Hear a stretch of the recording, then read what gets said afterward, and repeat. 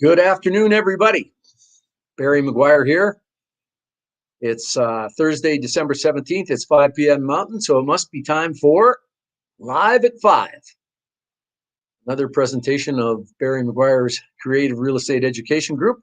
We gather here on Thursdays to chat about things of interest in real estate, particularly investment real estate. And today we're very pleased to have as our guests Ruben Orellana and Kevin By. They're both from First Canadian Title, which is a title insurance company.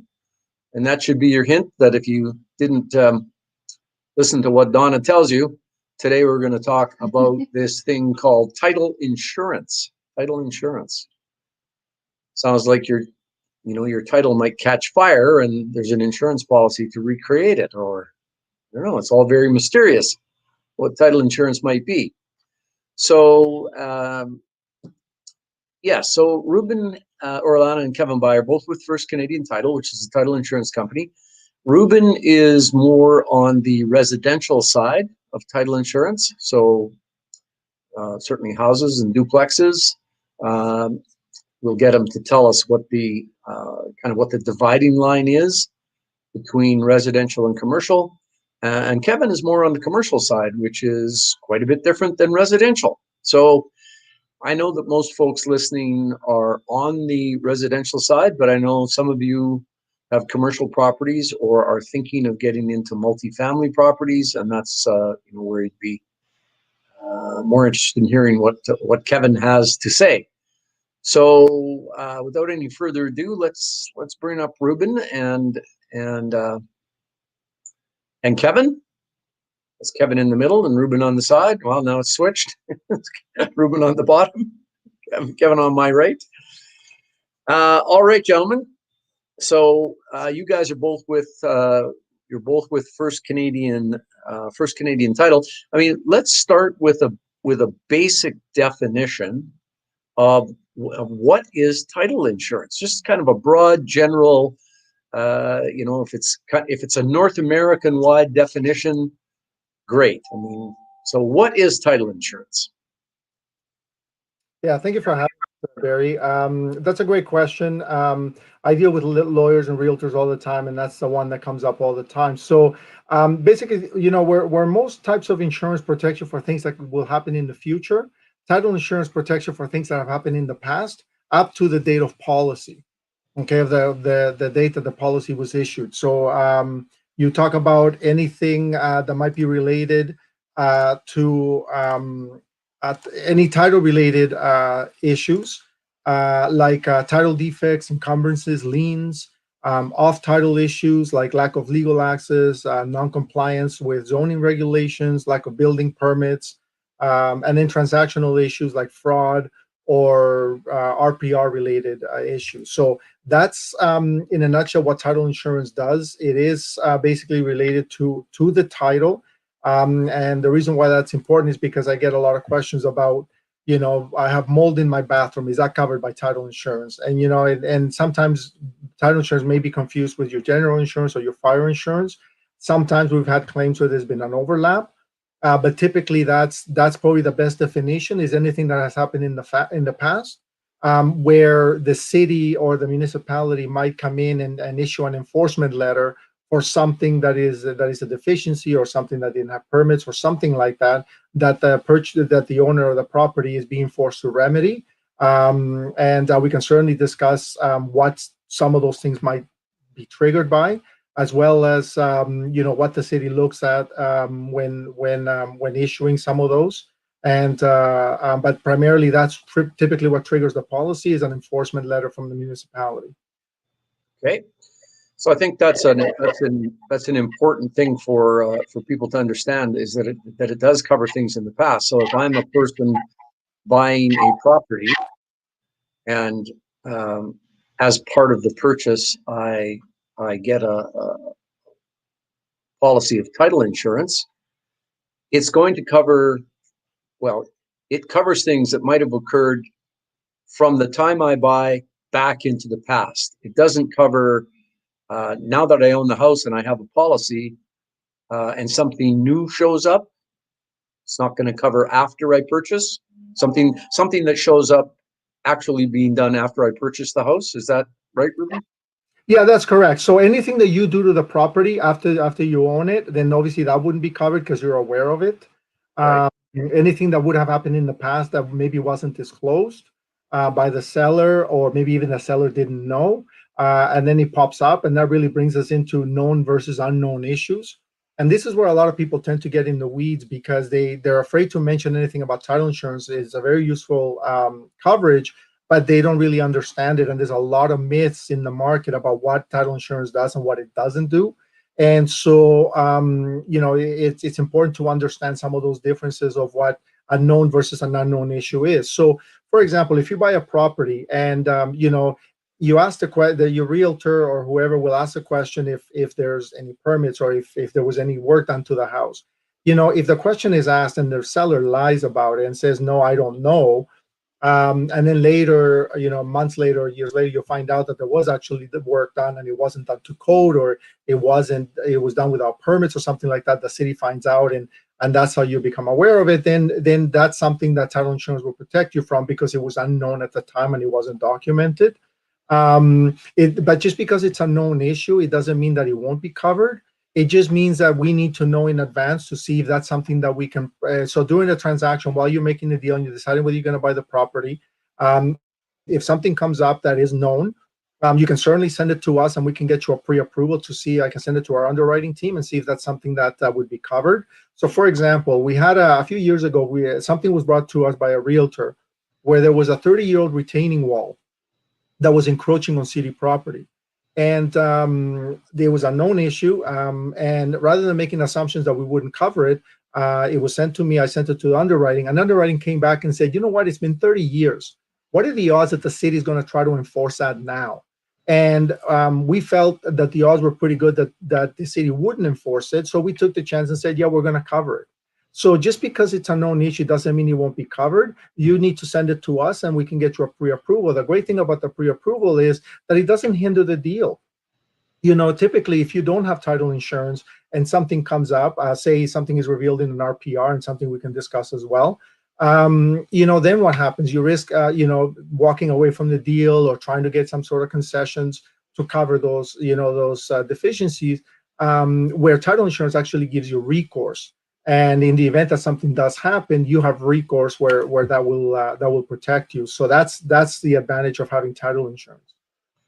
Okay, so before we get into more of those specifics, because I do want to talk about examples and situations, I want to bring Kevin in here just for a moment, Kevin. So on the commercial side of things, what's the dividing line, or how do you distinguish between when someone would need a commercial policy versus a residential? Obviously, if I just have a house, that seems residential, but what's the dividing line?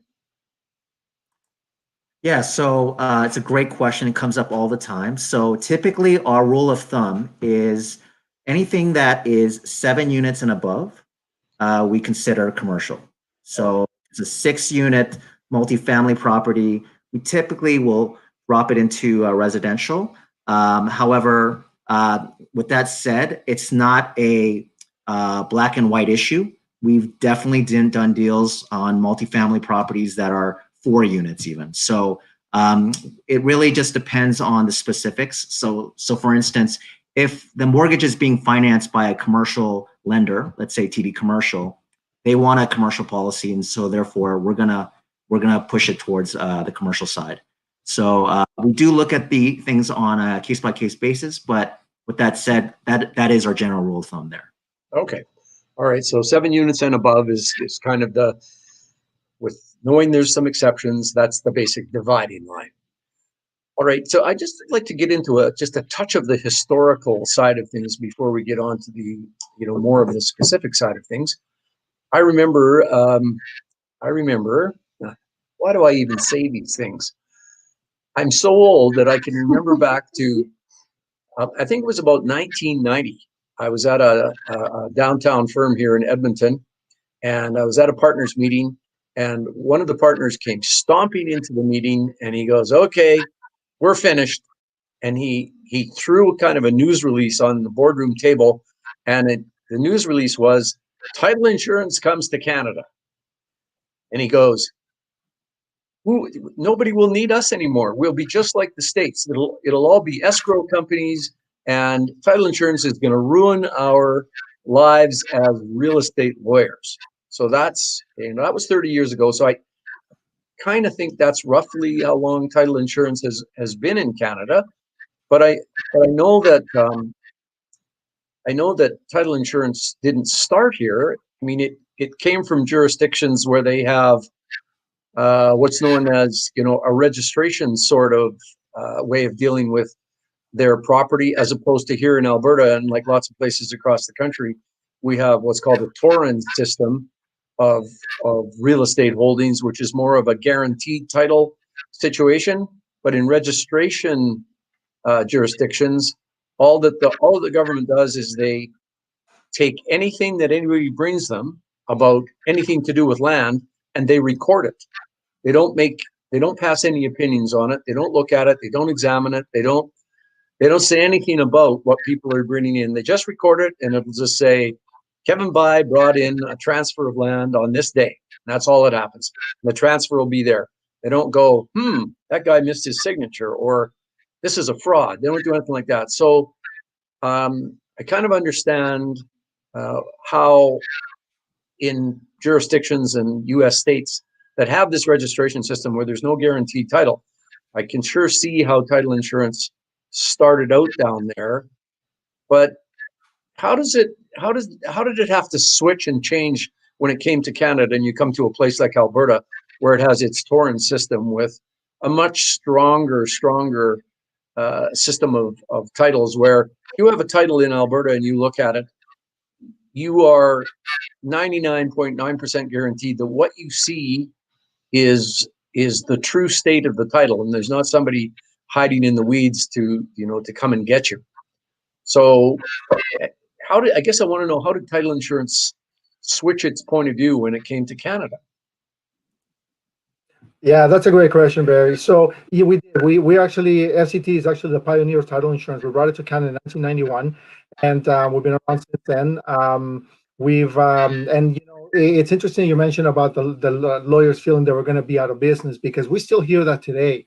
And unfortunately, some of our competitors still use that line, saying that we're not for lawyers, and that we're trying to take the business away. And our CEO is a lawyer. He still has a practice in Nova Scotia. Everything we do is lawyer oriented.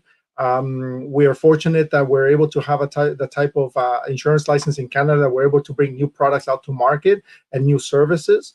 And and where something that our competitors can't do. So we're at the forefront of innovation and bringing some of those things to market to protect lawyers and to make their businesses more efficient and more secure. So, but to your question about the Torrens system, and we have a great system, but there's a lot of things that don't get caught in what the lawyers would search for, or they may not have line of sight into certain things. Primarily, we talk. This is a good example of like an RPR. I hear a lot of lawyers say, I don't need title insurance because I have a good RPR, and an RPR is a great document, but it is very limited in its scope, in that it only deals with the outside of the property, and it deals with nothing on the inside. And even though it may reflect some things on the outside of the property, something that may not show up on title would be things like work that has been done in the past that may not show up on title, and that maybe it wasn't disclosed by the sellers or the previous owners.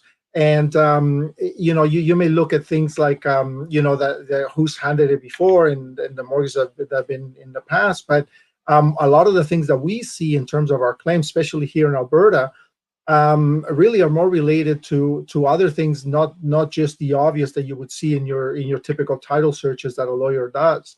But even in those searches that you do, sometimes those searches might come back erroneous, and there may be things that get overlooked, and that's where title insurance can step in and cover some of those costs and maybe associated with that. And going back to the RPR, as it pertains to the type of claims that we have here in Alberta, Only about 7 to 8% of our claims are actually RPR related. It's not that much. About 75% of our claims are actually related to lack of permits. Okay, something that you would see in a typical title search that you would pull, right? And so where most of our claims are coming from the lack of permits, where everybody's doing renovations and nobody's pulling permits, you try to contact the city to see if there's been permits. The city may provide you that information. They may not. They may provide you the wrong information. So even though we have a great system, there's still a lot of things that can fall through the cracks where title insurance can step in and cover those gaps. Gap coverage is another one that if there may be an intervening mortgage from when you did the search and when it actually submit the new registration, there may be something that gets put before then. And again, I hear lawyers saying, I only get title insurance for gap coverage, and while that's a good use of it, FCT offers 33 points of coverage. We have the most comprehensive coverage in the industry. And so when you look at just using it for gap coverage, you're really missing out on a lot of the other coverages that you could potentially offer your clients. And you're doing a great service not only for your clients by offering title insurance as a lawyer, but you're also protecting yourself. And so when you're looking at a property for yourself, there's a lot of things that there aren't the obvious things that are going to come back and blow up in your face. It'll be the things that the things that are going to blindside you, are things that the lawyer didn't catch or that the lawyer didn't know about. Our average claim pops up after 5 to 7 years. It doesn't happen right away. And so the best example that I have, somebody gave me this example. They say that, every file that you work on, Barry, is like a live grenade. You do everything in your power while you're handling it so it doesn't go off. But when you put it away in your filing cabinet, when you're done with it, it's still live. Okay. And so if you haven't leveraged title insurance to protect your clients in the event that something happens in the future, what happens when that does happen? We see the claims come through. I see the claims of things that we have paid that would have devastated a family financially if they hadn't had title insurance. I've also seen the claims that have come through where they didn't have title insurance because they were led to believe that they didn't need it. And, there's nothing that we can do about it because they were talked out of getting title insurance. And so it really is incumbent upon all of us to educate about what title insurance does, and the consumer is getting more smart as well. Like they're educating themselves a lot more. 3 years ago, the words title insurance, what is title insurance, what does title insurance do, and Title Insurance Canada were Googled 900 times a month. Today, it's 11,000 times a month. Okay, so people are getting more educated about what title insurance is, and there's a lot of information out there, but there's also a lot of misinformation, and that's why this is important to have these discussions, and that's why Kevin and I love doing these presentations, because it's about educating people and getting them to have be armed with the information so they can protect themselves in the event that something does happen in the future. So that is the difference between our system is great, but there are things that can leave clients and lawyers exposed. And there's this false sense of security that everybody has, that they have done everything they can to make sure that they're protected and they've protected their clients and that people have protected themselves. But right now, about 85% of lenders in Alberta are mandating title insurance. It's not a matter of if, it's when. They will all mandate it. As it pertains to the homeowner policy, because one thing I should mention, there's actually two types of policies, a lender policy and a homeowner policy. A lender policy will not protect the homeowner. There is no coverage. And there's a misconception out there that because there's title insurance on the file, that the homeowner is protected, and that is not the case. The homeowner has to get their own policy attached to that lender policy. And so there's this false sense of security that they have done everything that they can to make sure that nothing goes wrong. But we see the claims that we have to turn down because they were misled into thinking that, or misinformed into thinking that they had done everything that they could, and then something pops up and there's nothing we can do about it. Okay, well, Ruben, let's. I just want to back up a step and talk about the RPR, versus title insurance. So this is a cross Canada group. There's folks here from all across the country, and so. The RPR is in Alberta, the thing called the Real Property Report, and that is a document that most of the rest of the country calls a survey certificate or a survey. And the Real Property Report or survey is a document done by a professional called a land surveyor. They go to school for quite a long time to learn how to do it. And the surveyor goes out and he, with his very precise tools, measures your property, measures a property, and he then makes a two-dimensional drawing. It's a very accurate two-dimensional drawing of the property, and then he marks on the property all of the improvements. So, house, garage, hot tub, deck, fence, all of those kinds of things. The surveyor draws on, and then he does measurements. So, if there's a garage on the property, he notes how far the garage is to the neighbor's property line, how far it is to the alley that belongs to the city. What's the distance to the house? If the house has eaves, how big are the overhangs? Where are the fences located? So so the Real Property Report or survey certificate is drawn by the professional called the surveyor. So that's one thing. The second thing is that I believe in most other provinces in Canada, the standard real estate purchase contract does not require the seller to provide the buyer with a real property report. Often they say if the seller has a survey certificate, because everybody else calls it a survey, if the seller has a survey, he will give it to the buyer, but there's no obligation on him to provide. So title insurance has a wide application everywhere in the country, but it especially has a wider application in provinces where in standard real estate transactions, the seller isn't obligated to provide the RPR to the buyer. Second thing is in Alberta, the standard contract says that the seller will take his RPR and he'll send it off to his local municipality for what's called a compliance application. And the municipality looks at the survey that gets sent in and they examine it against their file to see whether or not what's shown on the survey has had permits issued for it in their file at the municipality, the city or the town or the county. If it doesn't have permits, they'll send it back saying, thanks for sending this, but it shows that there are no permits, say, for the garage. We see that the house has a permit and we see that it's properly located. We see that the garage doesn't have permits, and even if it did have permits, it's located too close to the alley.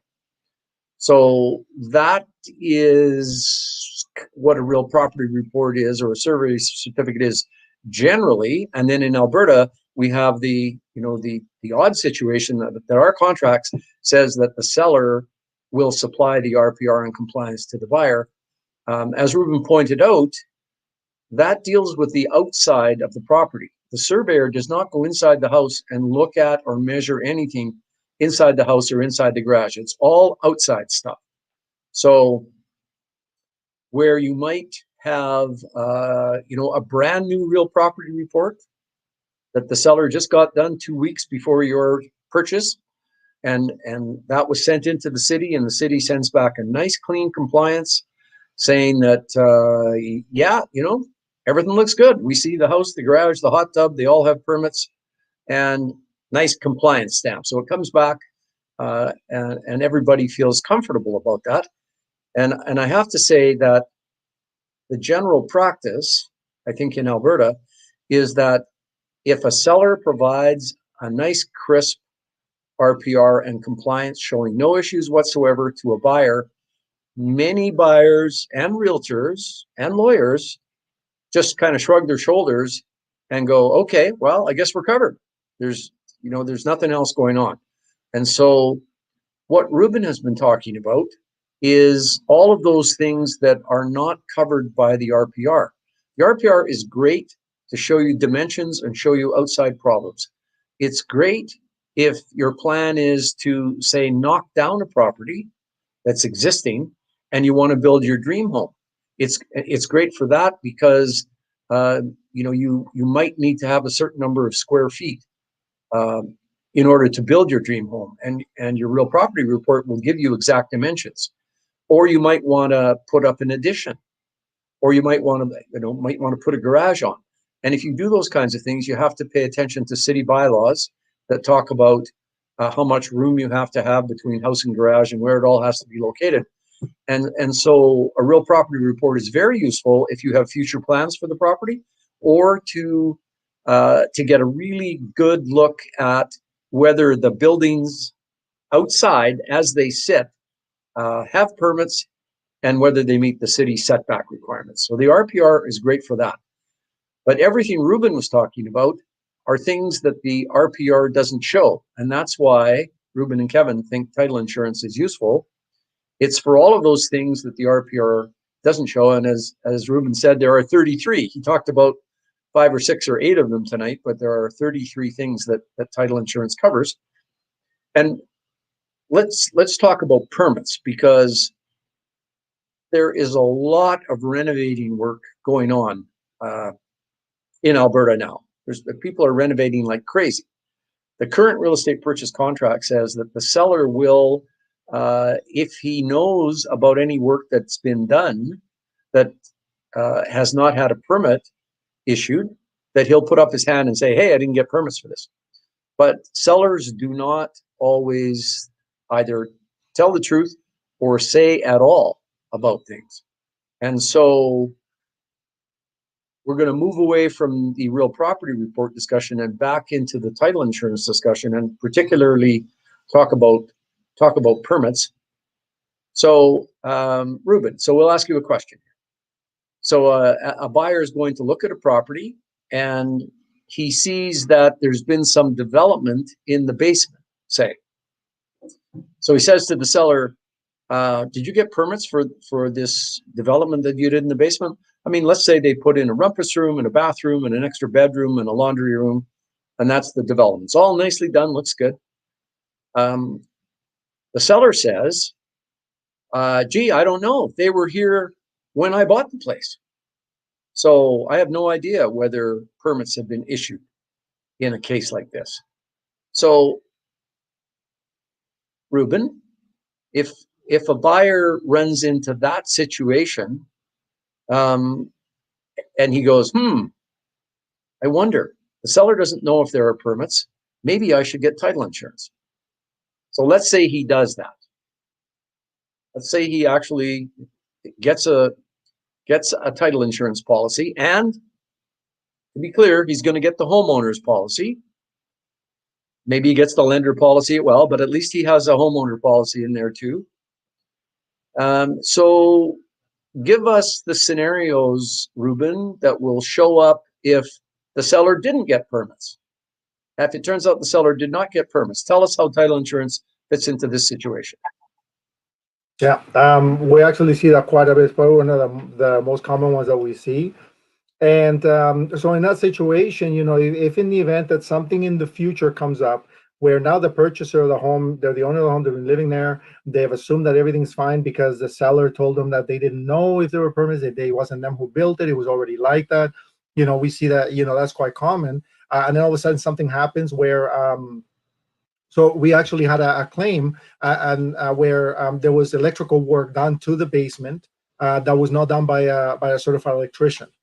It was unbeknownst to the purchasers. What ended up happening is that the house actually burnt down, and it was an electrical fire, burnt down. They went to the fire insurance, and of course the fire insurance said no, we're not going to cover it because it wasn't done by a certified electrician. So this is where that line gets a little bit blurred, because they came to title insurance and they said, that this was an issue because it was unknown to them at the time.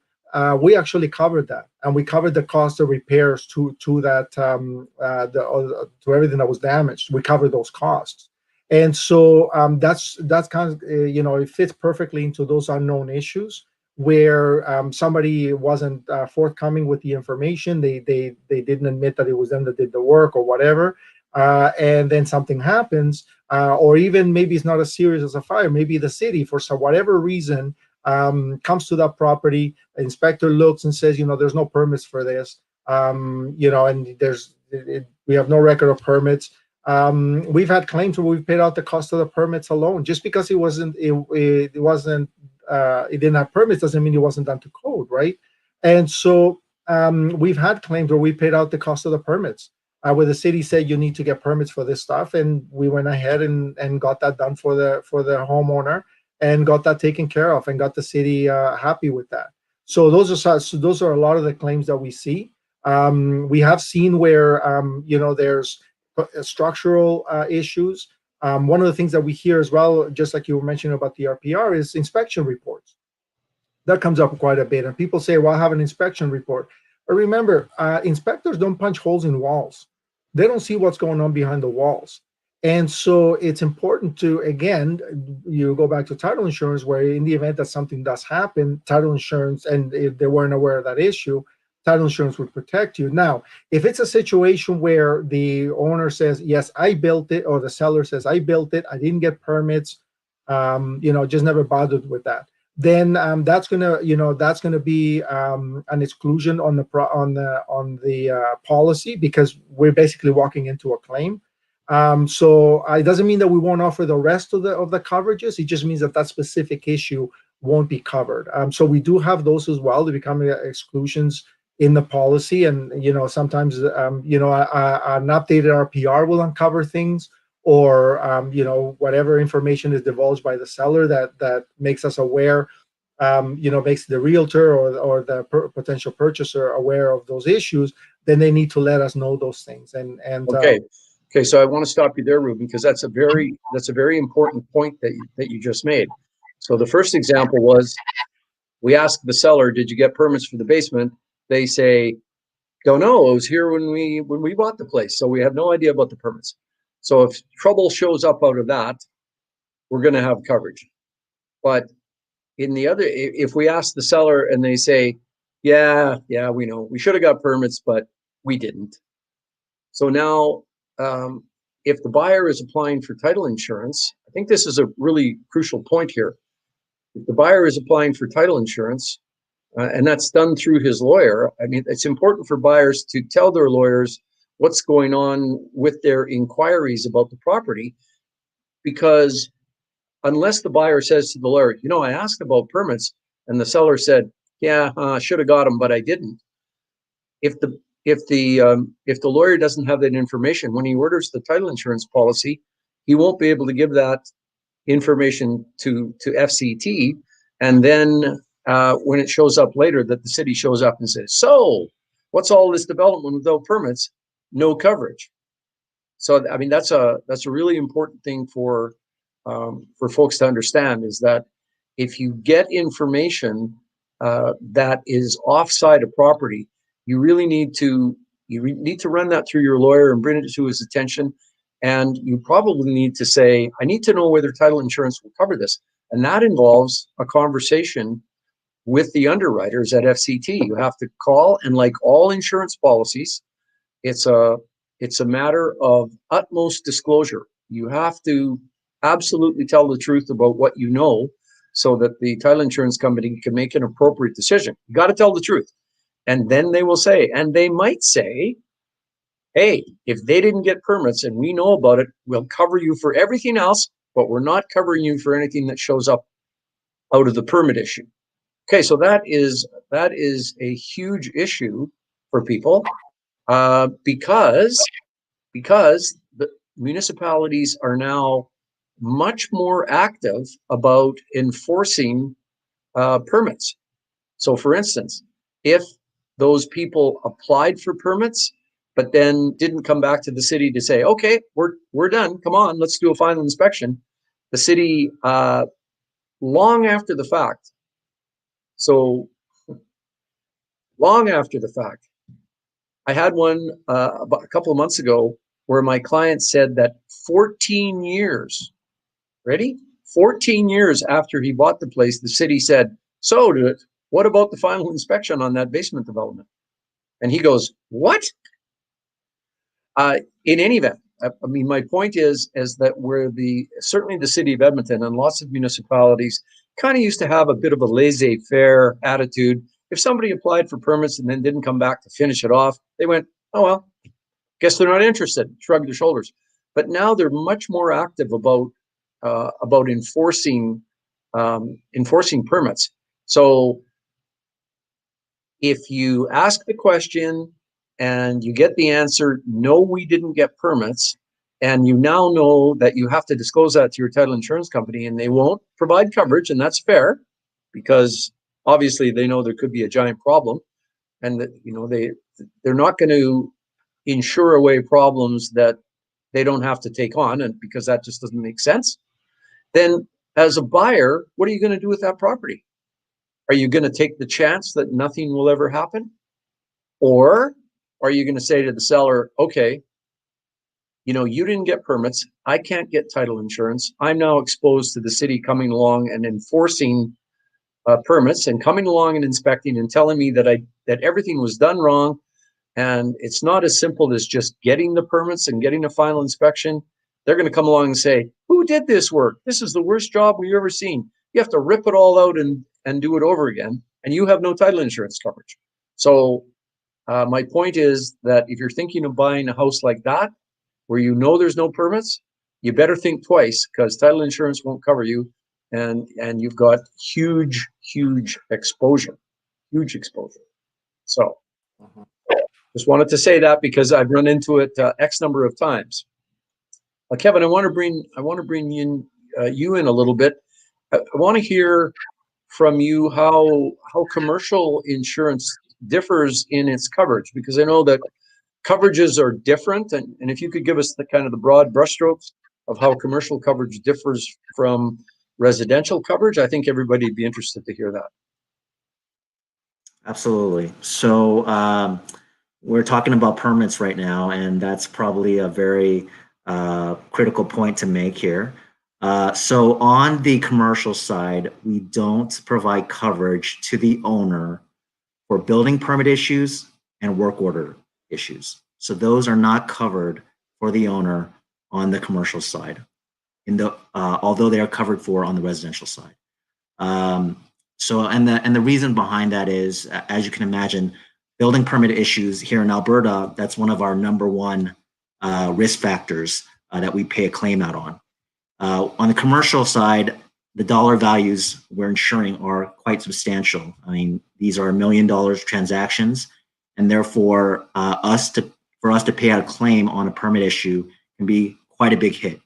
So that is the reason for it in terms of why we don't provide coverage to the owner regarding building permit and work order issues.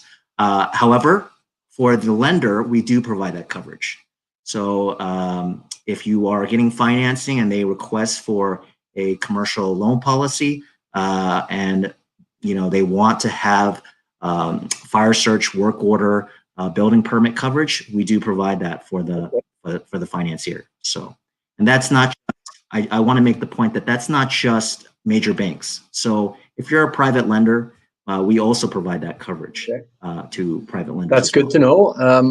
I do know that private lender policies cost quite a bit more than mainline bank policies, and I guess that's because there's more risk when you're insuring a private lender.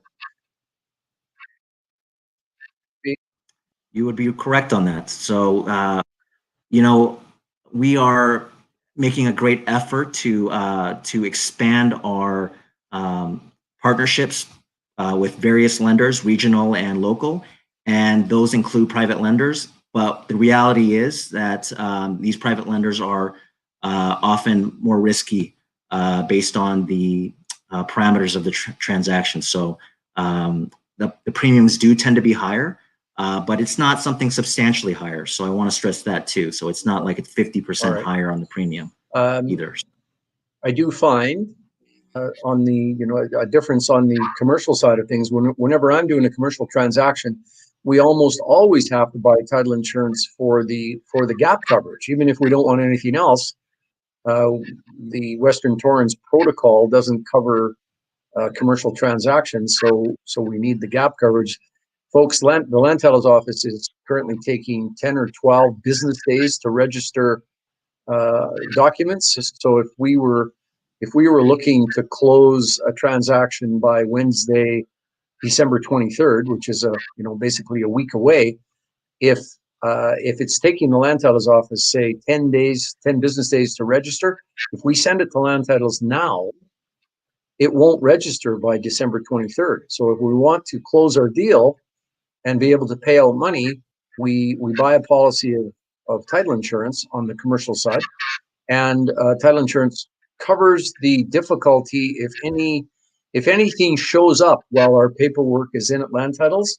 In the 10 business days that it's in there, if some unknown registration shows up on the title and it gives us heartburn, that's where a commercial policy is really protected. So, and since we're talking about costs, I think it's important to let people know about the costs. So I'm going to go back to Ruben here.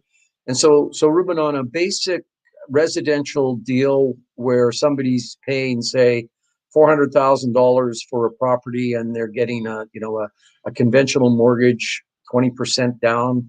So they're putting up 80 grand and they're getting a mortgage for 320,000. Tell us about the homeowner's policy and the lender's policy, and how much those policies cost for that example. Yeah, so on a purchase price of anywhere from $200,000 to $500,000, the lender policy. So the first policy, which, like I said, 85% of the time is the lender policy, would be $179, and to add the homeowner policy to that would be $50. That's not a monthly premium. That's a one-time premium that covers you for as long as you have interest in that property. Okay, so it'd be $229, and it covers you for as long as you have that title. And if it's a cash transaction where there is no lender involved or the lender is not mandating title insurance, then your policy would be the first one. The homeowner would be the first one, so that would be $179. But like I said, 85% of the time lenders are mandating. And remember, when lenders mandate the lender policy, they're by law they can't require third-party insurance, so that's why they're not mandating homeowner policies. But when they mandate the lender policy, remember the purchaser's paying for that policy regardless. The bank doesn't pay for that, and so the purchaser's already paying for that policy. To add another $50 to that to make sure that you have that coverage, it seems kind of silly not to. Our average homeowner claim in Alberta is $23,000. Okay, our average fraud claim is $125,000, and I should clarify, the one thing that is covered after the policy date is fraud. So if there's ever fraud perpetrated against yourself, like where somebody takes out, stolen identity, impersonates you, goes to the bank and takes out a second mortgage on your property, title insurance would pay that claim, and it would also pay the legal fees associated with having that fraudulent title removed from, or that fraudulent mortgage removed from your title.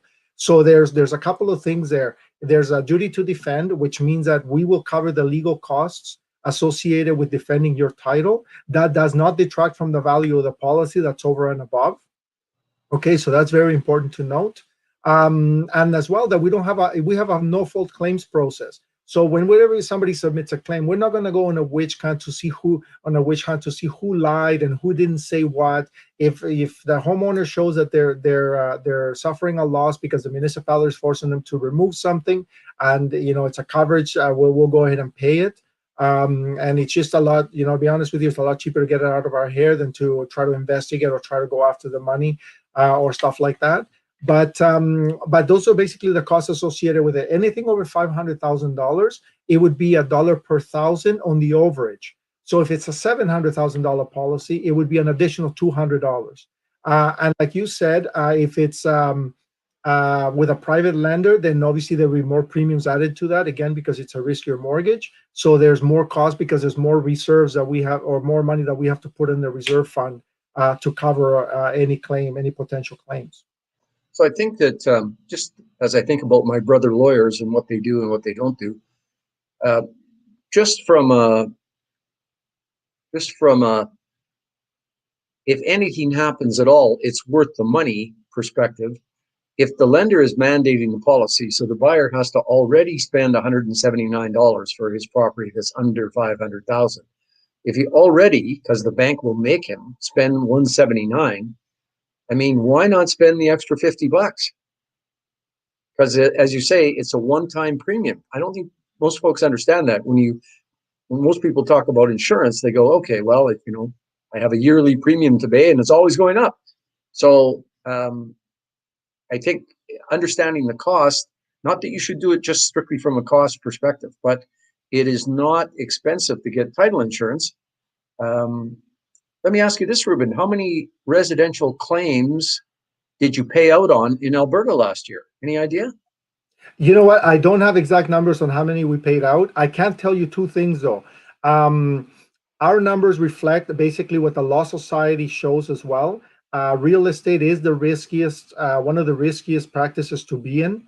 In terms of the amount of claims that we pay and the dollar amounts that we pay, Alberta is the second riskiest province for us in Canada, second only to Ontario.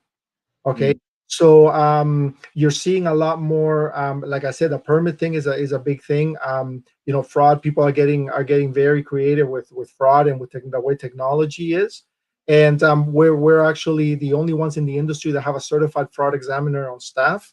And since 2014, we've actually prevented over $400 million of transactions to proceed because we deemed them to be fraudulent, and we asked the lender not to proceed because there was a lot of red flags.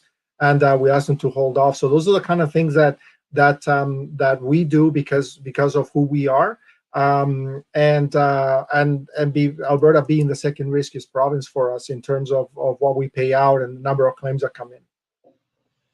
Okay, so here's another question, and I see this all the time when I get real estate purchase contracts. The contract will be amended to say, they scratch out section 10.2 that says the seller will provide the RPR and compliance. And in the terms section, it says, seller does not have an RPR or compliance, but will pay for buyer's title insurance. And my buyers say to me, well, Barry, should I accept title insurance in place of the RPR and compliance? So, I have an answer that I give them. If somebody calls you up, Ruben, and says, Ruben, I know you're in the title insurance business. My seller says he doesn't have an RPR in compliance. He wants to give me title insurance as a substitute. Should I accept title insurance as a substitute for the RPR? What do you say? Well, I go on, like I said before, the RPR is a good document. It's a very useful document, but it is limited. That's part of my answer, that it is very limited in its scope. And that there's no recourse with an RPR where title insurance is. So if push comes to shove, ideally you want to have both an RPR and title insurance, but if push comes to shove and you're going to pick one, obviously I would recommend title insurance because there's recourse there. It doesn't just cover the outside of the property, it covers the inside of the property, and it's not limited in time. It could be for something that comes up, years down the road. And it protects you against fraud as well. So if push comes to shove and it has to be one of the two, it's a no-brainer to pick title insurance. Okay, well, I think that's a fair answer. I think it's a fair answer, but to expand on that, they are two different products. I think that's what folks don't quite get, is that they are not substitutes for each other. They are two completely separate products. And I like to think of them as complementary.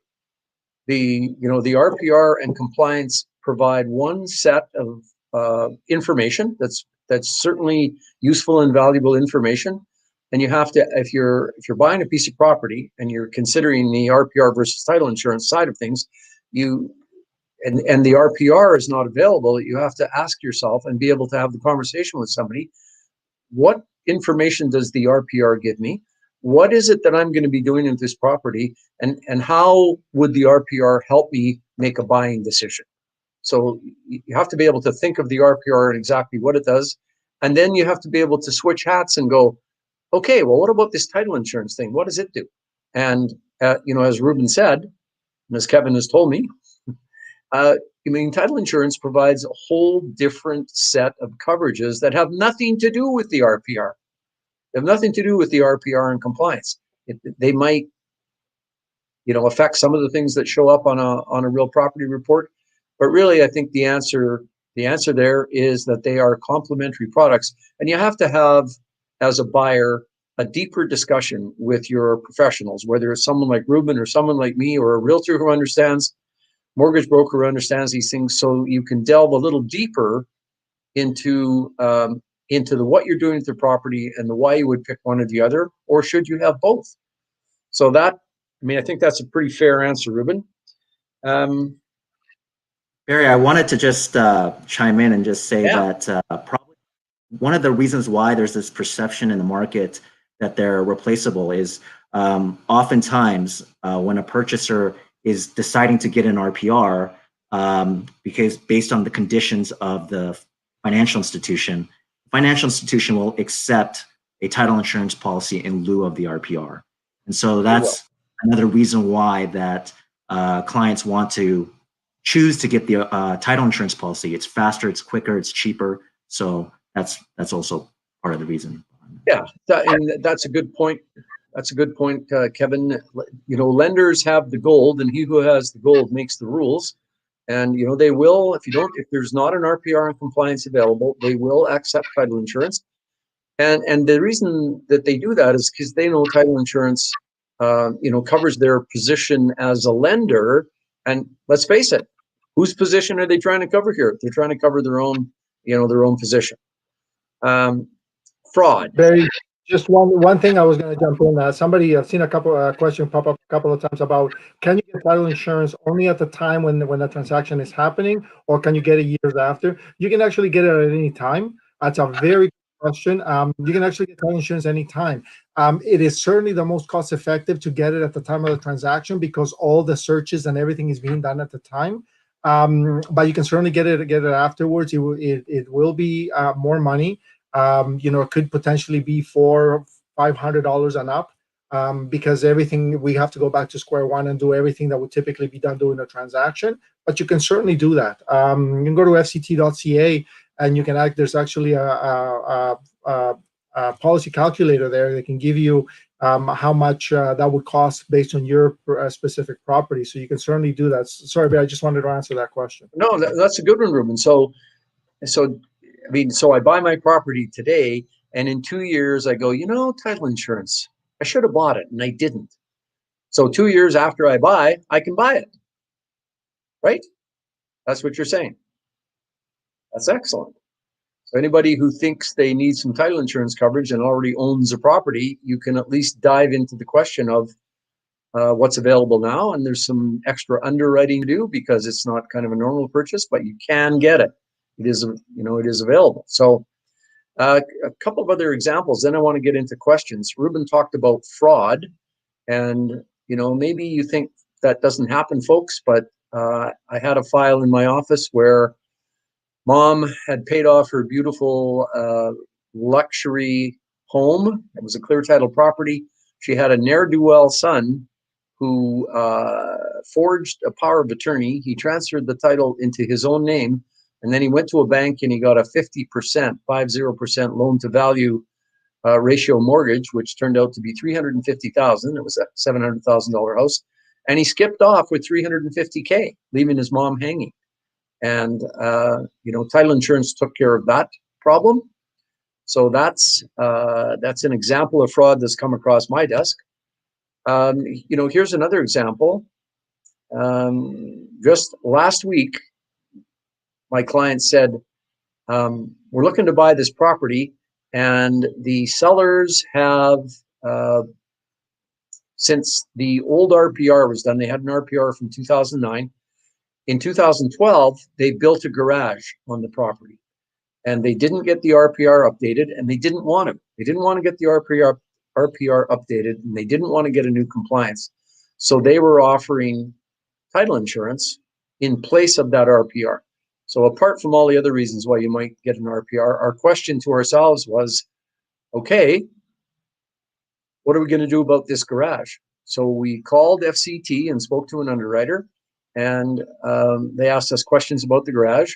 And when they found out that the seller had actually got permits and that the green inspection sticker was stuck on the electrical box in the garage saying inspected and fully approved, they said, we're going to cover the garage. So even though we don't have anything else, we think that it's been properly permitted and inspected, And so we got coverage for that garage, even though it didn't show up on an RPR. So I think to your point, Ruben, it's worthwhile having a chat with underwriters about anything that shows up, because I've been surprised a few times that coverage has been available where I didn't think it was going to be available. You know, that's a good point. We've actually had one that came to me was exactly the same thing, an outdated RPR. Actually, they had an updated RPR, but it hadn't gone to compliance, and there were deficiencies on there. There were some things that we weren't sure about. So we sent it to underwriting. For sure, we knew, you know, this is a known issue. For sure, it's going to come back, and they're going to say no, we're not covering that. Underwriting came back, and they said, you know, technically, because it hadn't gone to the city for compliance, technically it's still an unknown issue. We covered it. We covered those things. Surprised me, you know. But those are the things why you should never assume anything. Always let us know, and we can always get you a pre-approval. Worst case, we're going to come back and say no, that specific issue will be excluded. But it's better to ask and at least know for sure, right? Okay. Yep. Barry, one other point I want to state on regarding the fraud. So our fraud coverage is quite unique. It goes post policy. So it's not just something that happened prior to closing. It can be something that happened after closing. On the commercial side, we have a cap of 5 million on the post policy fraud. On the residential side, correct me if I'm wrong, Ruben, you guys don't have a cap? So there's no cap on the post policy on the residential side. So even if something happens 20 years after the fact, you know, we had one where a sister-in-law impersonated her sister, forged IDs, took out a home equity loan. Those types of scenarios would still be covered under the insurance policy. So, sorry, I should clarify. I mean, it's really the coverage is the cap is really the value of the property, which is the maximum they can take anyway. There's really no that they can take more than what the value of the property is. right. So I should clarify that. But I mean, those fraud things happen all the time. I mean, you had that example with the lady's son. That's one of the things that we see quite typically, is especially when the son has the same name as the dad, Junior. You know, the bank doesn't know if it's whether it's an old person or a new person. They see the same name, and we've seen those. We actually had one where the husband and wife, they separated. The wife went off to Ontario for 8 months to live with her family. She came back to the house to collect a few things, and turns out there was a different family living there. While she was gone, her estranged husband and his new girlfriend impersonated her and sold the house from under her. So needless to say, they never go back together. But we ended up compensating the wife for her share of the proceeds of that sale. So those are the kind of things that we can see. We had one where the gentleman was advised by his bank that they were foreclosing on the property because it was in default. Completely shocked him, starts looking into it, and finds out that somebody had taken out a $200,000 mortgage on his property 6 months before and had absconded with the proceeds. So we actually paid $13,000 to have that fraudulent mortgage removed from his title. Now think about this. It cost $13,000 for him to prove that he didn't do something. And so it's so important. So obviously we compensated the lender as well for their loss. But who's got $13,000 laying around to prove they didn't do something?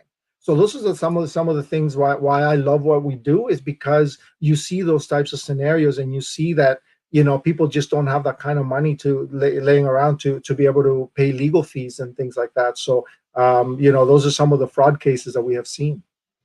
So we've got quite a few questions that I want to get into here, but I just want to talk a bit about the notion of title insurance will pay when a homeowner is facing enforcement or being forced to do something. So if I, as a homeowner, discover that my seller, so I bought the home and I'm living in it, I discovered that my seller lied to me. Let's say he said, "Oh yeah, it's fully permitted, etc."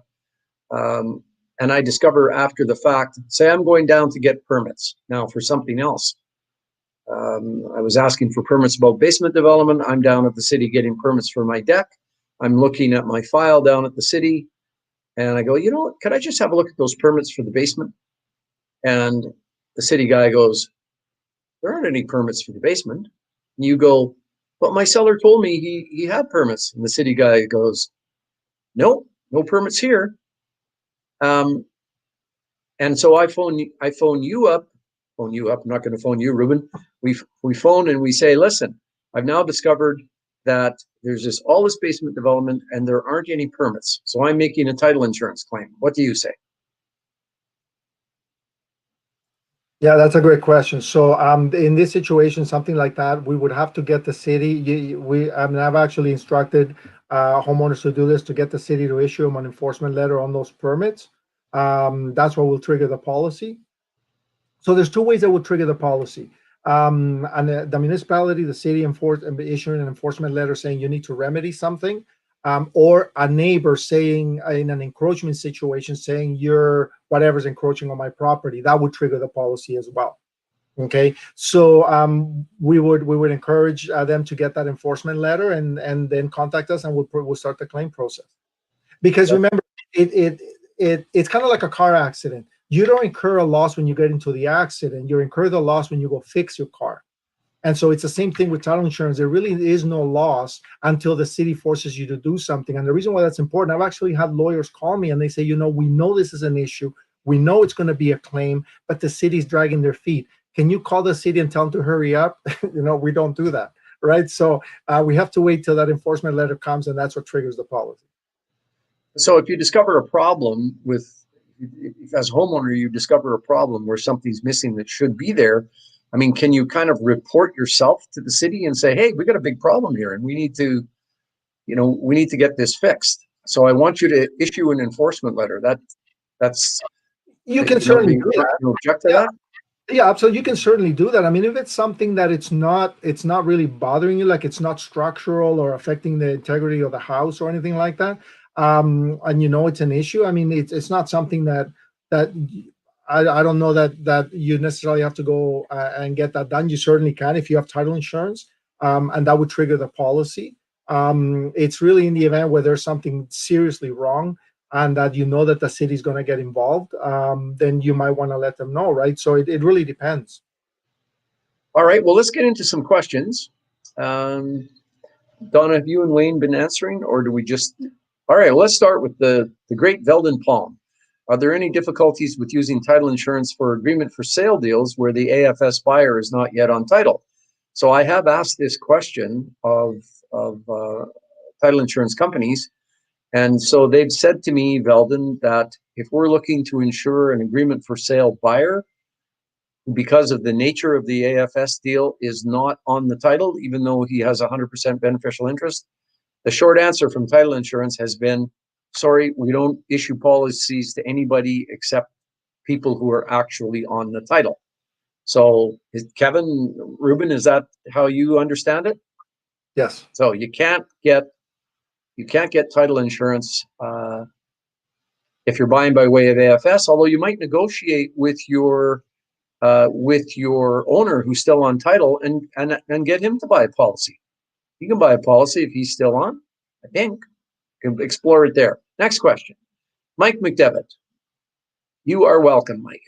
Let's say a former owner added a hot tub and stick-built enclosure over the hot tub without permits and then sold the property without an RPR. All right, so he's built those things. He sells. He doesn't give an RPR. The new owner, who wisely purchased title insurance, discovers the electrical system is overloaded and the gazebo structure doesn't meet current building codes. Will title insurance cover these types of issues? What does title insurance cover exactly? Upgrades to electrical system? I guess Mike means, what will title insurance cover in this situation? Okay, the buyer has discovered that this new development on the property is not properly done. What does the buyer do? He has title insurance. He bought title insurance. What's going to be covered here? Yeah, so that's a perfect example of where you definitely need to get a hold of the city there, because that's going to be an issue, and that is a hazard. So you definitely need to get a hold of the city to come out, have an inspector come out and issue an enforcement letter for that. We're not going to do any upgrades or anything like that unless it's absolutely necessary as part of making it right.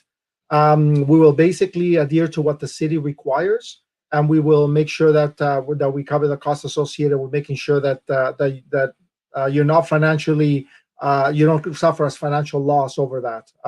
If it was unknown at the time, it wasn't documented, and it was unknown, then yeah, we will go ahead and cover those costs. We just, again, need you to go get an inspector to make sure come in and issue that enforcement letter, which will trigger the policy, and we can get to work. So, folks, I mean, one of the issues here is in the purchasing of the title insurance policy when the house is bought. When the call is made to the title insurance company, and I mean, they just don't say, oh, what's your name, address, and phone number, and they just issue the policy. They ask questions about the house, and so they might ask questions about the hot tub and the gazebo, and so whoever's ordering the policy has to answer truthfully about whatever they know. So that coverage might not show up there if this was discussed when the title insurance policy was ordered. If it wasn't, and it's unknown, as Ruben has said, then you're likely to get coverage. If it's discussed during the ordering of the title insurance, it might come up, and the title insurance company might have said, hot tub, gazebo, nobody knows whether there's permits. We're accepting that out. We're not covering that. So every situation is different, and it's always about disclosure. So you got to be careful thinking you're going to get coverage all of the time, because that might have been accepted out at the beginning. All right. Example of where that's a perfect example of where that will most definitely be excluded, because we're walking into a claim. That's a guaranteed claim, right? We are in the risk business, and we do take on risk. But we'd go bankrupt if we took every sure bet that we're going to walk into a claim. We just wouldn't do that. So that's a good example of where most likely that would be an exclusion, because we know the city will most definitely enforce that. Okay. And Mike has another one. Mike, you were in Fort Mac. You lost a property, and you did have title insurance, but the home has been rebuilt. So you're wondering whether your title insurance policy transferred over to the newly rebuilt home? There's a very good question. As long as you own the property. Well, Ruben? You know what? It goes back to it really depends with your mortgage, and it's related to that. So if you continue, if the insurance paid out, but the mortgage still in effect, and you continue to do that, you still obviously have interest in that title. So you that policy would most likely be in effect. But we would definitely have some questions about that, how that property is being built, and we'd have a lot of questions about that. So folks, this is definitely one where it seems, relatively obvious that coverage should just carry on, but you definitely, Mike, should be, if you're interested about TI, you should be calling up your title insurance company and explaining fully how it all went and finding out whether it transfers over. Because if it doesn't exactly, then you can probably, in this case, pay a little more money and get a new policy covering the new property. So it's not too expensive to do it, but don't go relying on my old one will attach to the new one, because you could be wrong. Ask the question. Olga says, is title insurance necessary when buying a condo in a multi-unit building? What should be considered? Condos, we didn't even touch on condos, Ruben. What do you say? That's a great question. So yeah, absolutely. There is coverages for condos. Many things can go wrong with condos. The most obvious things that we see are things like a unit supposed to have 2 parking stalls, and it only has 1. Maybe it has a second parking stall with its own title or something like that. There's actually legal fees associated with making sure that gets rectified, or a storage unit or something like that. One of the things where a lot of questions come up is regarding special assessments.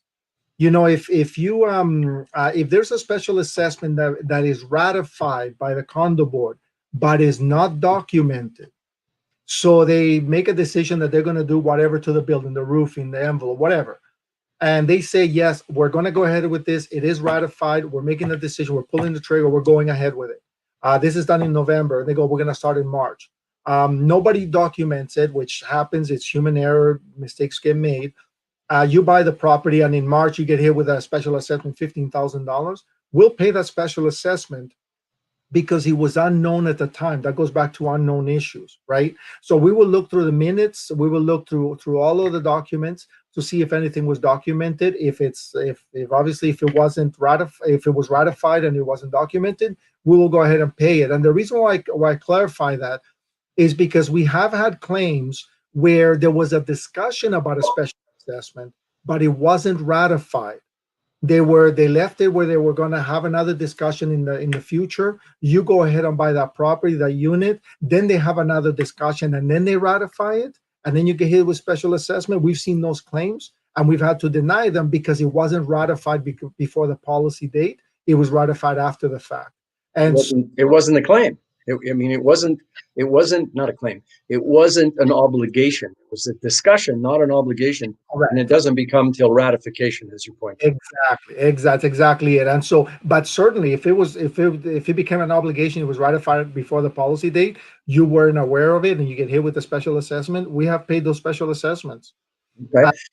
So this is really an important point, folks. This is really, I think, illustrative. We didn't talk about condos till just now.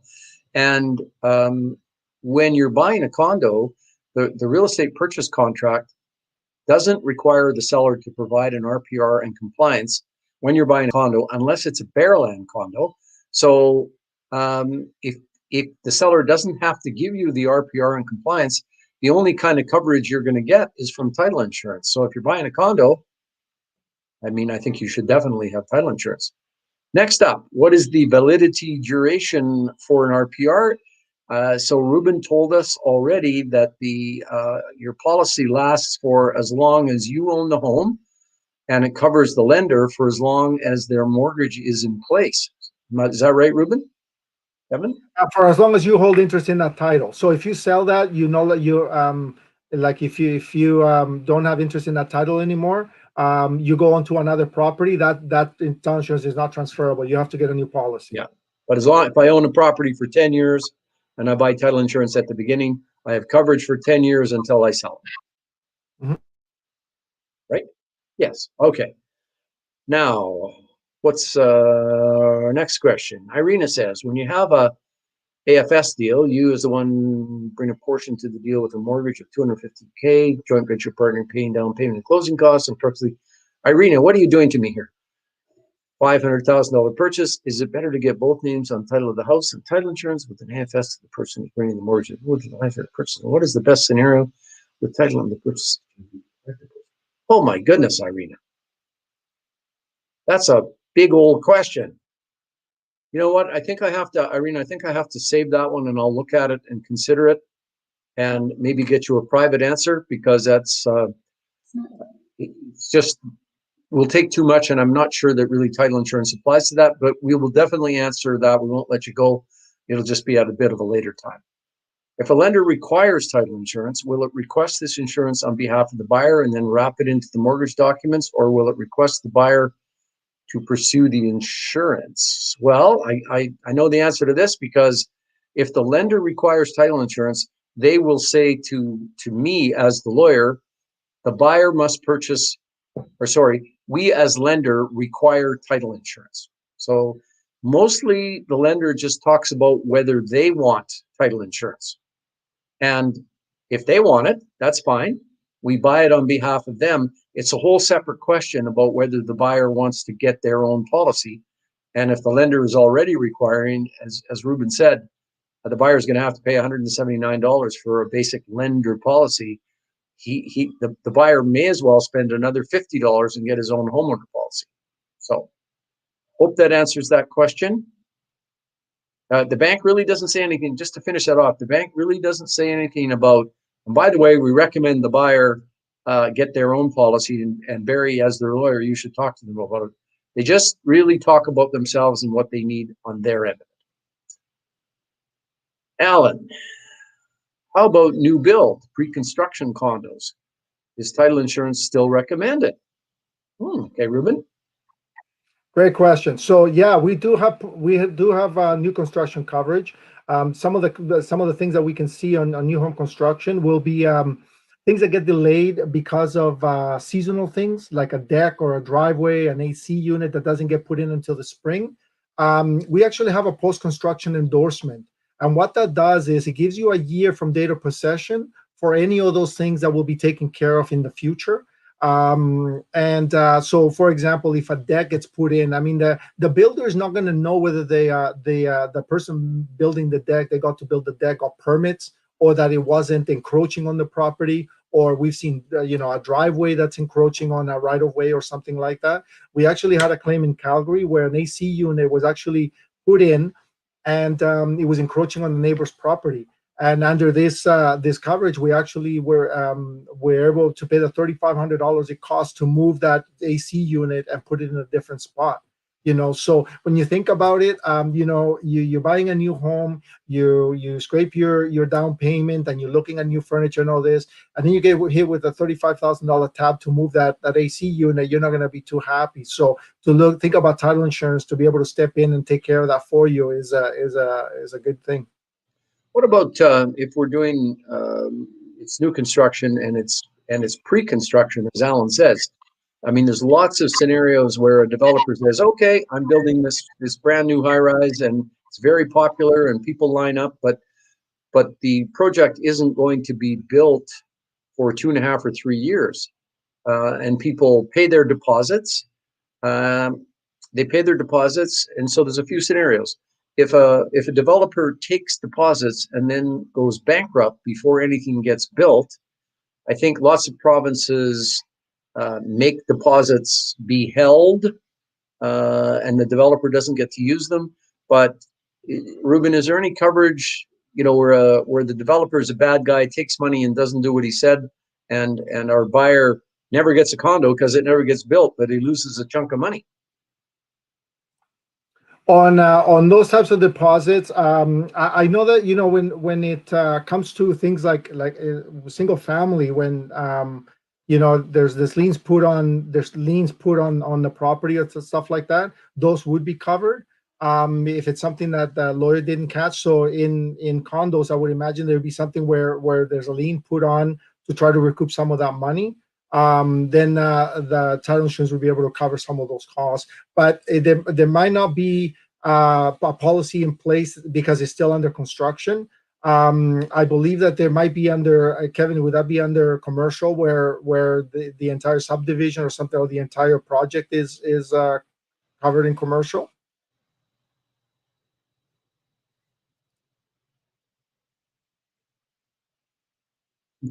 You're muted, Kevin. Apologize for that.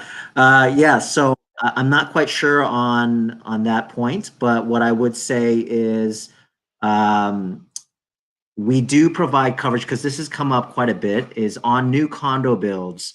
I'm sure you're aware, Barry, there is a Condominium Property Act, Section 14.3, which basically says that the developer, seller, has to hold money in trust until time of registration.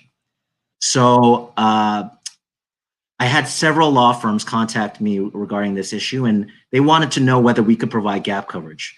And so we took it to our legal counsel, and our legal counsel came with the official legal stance that even if the parties are in breach of Section 14.3, we would still be held liable in that situation and provide gap coverage. All right. Well, thank you for that.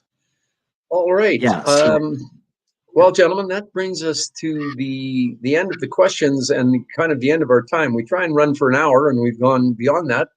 So, Kevin, we didn't really get to delve into the commercial side a whole bunch, but we do these once a week. So, I mean, there'll be an opportunity in the new year. This is our last live at 5 for 2020, but there'll be an opportunity in the new year to come back and maybe have a bigger discussion about the commercial side of things. And I'm expecting that this will probably generate a lot of questions from our group on the residential side. So we'll watch for those, and we'll harvest and keep all of those questions, and then most likely show up in the new year with another edition of title insurance. So I think I want to wrap up by telling people, what I think about title insurance on the residential side of things. I really think title insurance and real property reports and compliance are complementary products, And my advice to my clients is that I want them to get a nice, clean RPR and compliance, but I suggest to them that for the price of title insurance, it's a real peace of mind thing. And I tell them to spend the $179 if the lender isn't demanding, or the $50 if the lender is already getting their own policy, and have both the RPR and title insurance, because I think that's the best coverage for the many different and various things that those two complementary but not the same products cover. So that's what I tell people. I could be wrong, but I think I'm right. Any closing words, Ruben? No, thank you for having us. Yeah, if there's any questions that are taken offline, more than you can certainly forward them to me. I can provide answers to you if anything that you need, and we're very happy to be here. Thank you so much. All right, Kevin, like I said, we'll show up in the new year and see if we can get you to do some commercial things. So thanks to both of you for taking a big chunk of your day at the end of the day to come out and help us. And we'll say thanks again. We'll sign off now and have a great new year. And let's hope for a better 2021. Stay safe, everybody. Bye-bye.